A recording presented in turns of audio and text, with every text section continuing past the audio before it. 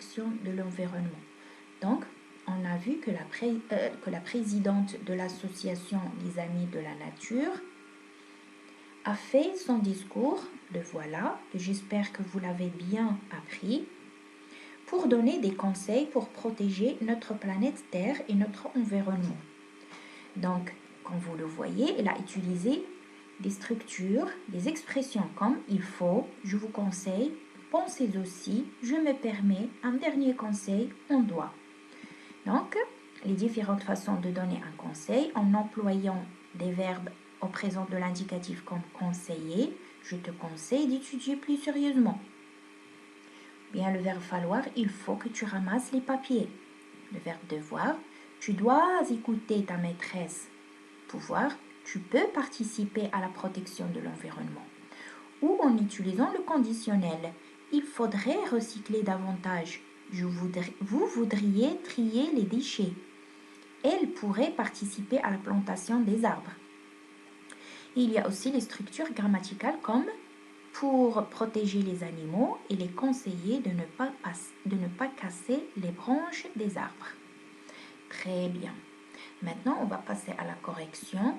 Les activités 1 et 2, page 113 de votre manuel.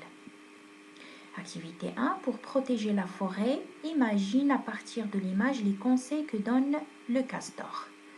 Vous savez bien que le castor, c'est un animal rongeur qui vit dans la forêt. Donc le rongeur, il aime la forêt. Qu'est-ce qu'il dit? La forêt, c'est la vie. Regardez les images. Il y a une image de ne pas fumer. Donc, qu'est-ce qu'il peut dire le castor ici? Il ne faut pas fumer. Voilà un conseil. Et vous avez l'image, quelqu'un qui allume le feu. Voilà, interdiction d'allumer le feu. Qu'est-ce qu'il peut dire le castor? Je te conseille de ne pas allumer le feu. Bien, allumer de feu dans la forêt. Très bien. Ici, regardez en bas un garçon qui ramasse les ordures. Alors, le conseil qu'il peut donner le castor, qu'est-ce qu'il peut dire? On doit ramasser ses ordures. Très bien. Après les pique-niques, il faut ramasser ses ordures. Bravo. Après, qu'est-ce qu'il dit le castor? Tu ferais mieux de mettre les ordures dans les poubelles. Bravo. Et aussi, il ne faut pas grimper dans les arbres. Très bien. Pourquoi? Parce qu'il ne faut pas casser les branches des arbres. Bravo les enfants. Et qu'est-ce qu'il peut dire à la fin? Le castor, pour être content, il va vous dire un dernier conseil, vous devriez planter des arbres. Bravo, on passe à la deuxième activité. Quel conseil peux-tu donner à ces personnes? À un fumeur, on peut lui dire il ne faut pas fumer, c'est dangereux pour votre santé. Fumer tue. Ou bien, je te conseille de ne pas fumer. Très bien. Ou bien à un enfant qui refuse de manger. Qu'est-ce qu'on peut lui dire? À ta place, je mangerai à ma faim. Je te conseille de manger. Ton corps a besoin de vitamines. Dernièrement, à des élèves dans une classe en désordre, qu'est-ce qu'on peut leur conseiller? Je vous conseille d'être sage. Vous devriez être discipliné. Très bien. Maintenant, on va passer. Vous avez l'activité 3, c'est facultatif. Vous pouvez la faire tout seul, comme des champions. On passe maintenant à l'activité j'enrichis mon vocabulaire, la pollution de l'eau. Donc, vous devriez compléter le texte avec les mots qui conviennent. Vous avez les mots tue, sale, pollue, des pesticides, les égouts, des déchets, eaux usées, les eaux usées, sur la page 113 de votre manuel.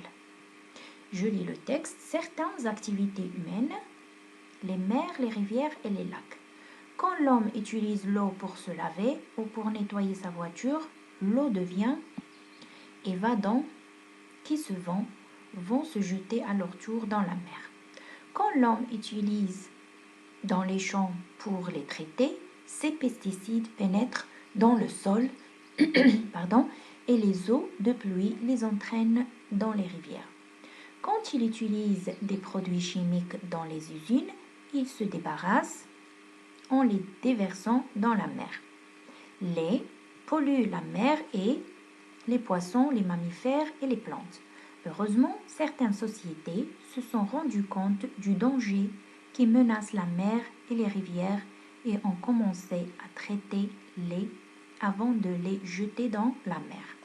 Voilà, vous avez le texte sur la pollution de l'eau. Nous avons déjà vu que l'homme est la cause de la pollution de l'eau sur cette terre. Donc, vous faites l'activité, après vous passez à la correction bien sûr. Allez-y avec moi. Certaines activités humaines polluent les mers, les rivières et les lacs. Quand l'homme utilise l'eau pour se laver ou pour nettoyer sa voiture, l'eau devient sale et va dans l'eau sale, il va où? Dans les égouts qui vont se jeter à leur tour dans la mer. Quand l'homme utilise dans les champs, qu'est-ce qu'il utilise l'homme? Il utilise des pesticides pour les traiter. Ces pesticides pénètrent dans le sol et les eaux de pluie les entraînent dans les rivières. Quand il utilise des produits chimiques dans les usines, il se débarrasse de quoi? Des déchets ou en les déversant dans la mer. Les eaux usées polluent la mer et tuent les poissons, les mammifères et les plantes. Heureusement, certaines sociétés se sont rendues compte du danger qui menace la mer et les rivières et ont commencé à traiter ils vont traiter quoi? Les eaux usées avant de les jeter dans la mer. Très bien les enfants. Je vous souhaite bonne fin de journée. Au revoir et à la prochaine.